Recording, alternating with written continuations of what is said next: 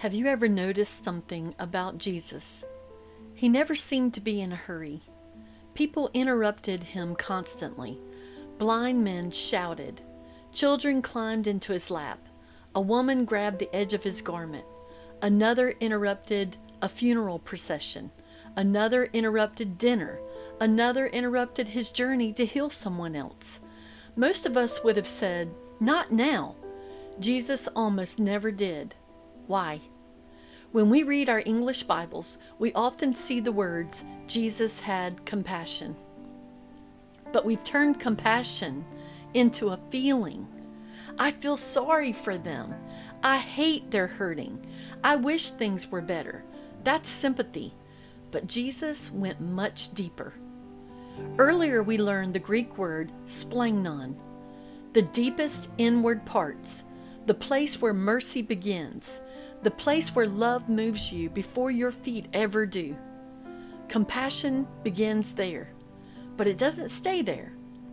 The word itself means to suffer with, not to watch someone suffer, not to pity someone else's suffering, to enter it, to step into it, to carry it with them. That's exactly what Jesus did. The leper, everyone else backed away. Jesus stepped closer. The widow of Nain, everyone else saw a funeral. Jesus saw a broken mother. The woman who had spent everything on doctors, everyone else saw an interruption. Jesus saw 12 years of silent suffering. He didn't simply notice pain, he entered it. And then he did the same thing for us. He didn't stand in heaven and shout, "Hey, I hope everything works out." He came. He walked where we walk. He wept. He hurt. He was betrayed. He was rejected. He suffered. Why? Because compassion doesn't observe suffering. Compassion joins it. Maybe that's why Hebrews tells us that we have a high priest who can sympathize with our weaknesses, not because he studied humanity, because he lived it. He knows what grief feels like. He knows what betrayal feels like. He knows what loneliness feels like. He knows. Not because someone explained it, because he carried it. And then Jesus says something astonishing. Follow me.